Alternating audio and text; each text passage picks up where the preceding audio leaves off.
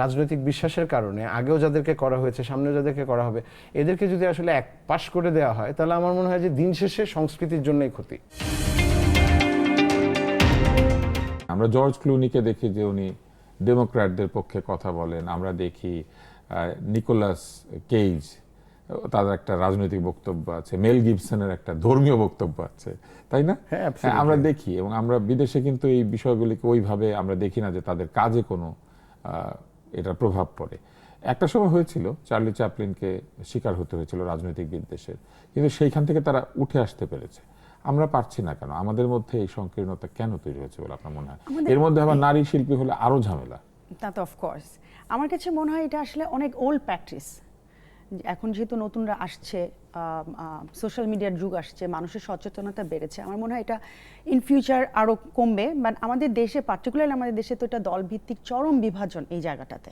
হ্যাঁ, এবং আপনার আমার যদি একটা ডিফারেন্ট চিন্তাভাবনা থাকে, সেখানেও এটাকে পজিটিভ ওয়েতে না দেখাটা শিল্পীদের কাজে, যেটা নিপুণ ভাইয়া বলল যে শিল্পীদেরকে আসলে সব কিছুর ঊর্ধ্বে থাকা উচিত।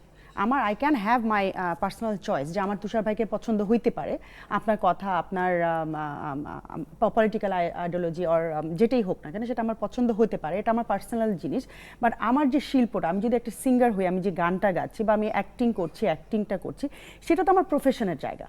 সেইখানে যদি আমি এখন আমার পার্সোনাল চয়েসের কারণে আমাকে যদি এই দলভিত্তিক শিকারের হতে হয়, তাহলে আমার মনে হয় এটা আমাদের দেশকে এগিয়ে তো নিয়ে যাবে না, এটা পেছাবেই। আর এটার একটা কারণ আমি বলবো যে এটা ওল্ড প্র্যাকটিস, যে ও আচ্ছা তুমি অমুক দলের ছিলা, তুমি আমার সাথে কাজ করতে পারবা না, ও তুমি এই দলের ছিলা, তুমি ওকে ব্ল্যাকলিস্টেড করে দাও। অনেকেই আছে যারা আমরা জানি যে লাস্ট 17 বছরে কাজ করতে পারে নাই, ব্ল্যাকলিস্টেড ছিল, ইনক্লুডিং বেবি নাজনীন থেকে শুরু করে ওনার মতো একজন গায়িকা দেশ ছাড়া থাকতে হয়েছে। আমার মনে হয় কি এটা হচ্ছে এন্টায়ারলি একটা পাওয়ার প্র্যাকটিস।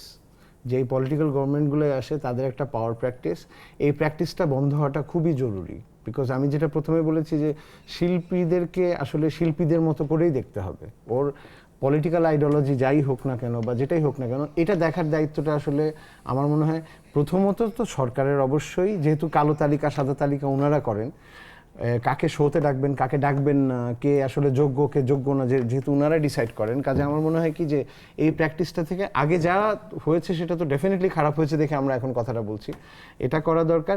তার সাথে সাথে আমার মনে হয় কি যে সাধারণ মানুষেরও আরেকটু আমার মনে হয় সচেতন এবং আরেকটু সহনশীল হওয়া দরকার শিল্পীদের প্রতি। কারণ আমি একটা জিনিস বিশ্বাস করি, বাংলাদেশের মতো জায়গায় শিল্পীরা অসম্ভব ভালনারেবল। আপনি ওদের ফাইন্যান্সিয়াল সিকিউরিটি সবচেয়ে লো, আপনার ওর আজকে কাজ আছে তো কালকে নাই, শিল্পীদেরকে ব্যাংক থেকে লোন দেওয়া হয় না। মানে আমাদের এমনিতেই স্টেটের জায়গা থেকে আমরা অনেক ধরনের সুবিধা থেকে বঞ্চিত। সেখানে যদি এই কারণে, শুধুমাত্র রাজনৈতিক বিশ্বাসের কারণে আগেও যাদেরকে করা হয়েছে, সামনেও যাদেরকে করা হবে, এদেরকে যদি আসলে এক পাশ করে দেওয়া হয়, তাহলে আমার মনে হয় যে দিন শেষে সংস্কৃতির জন্যই ক্ষতি।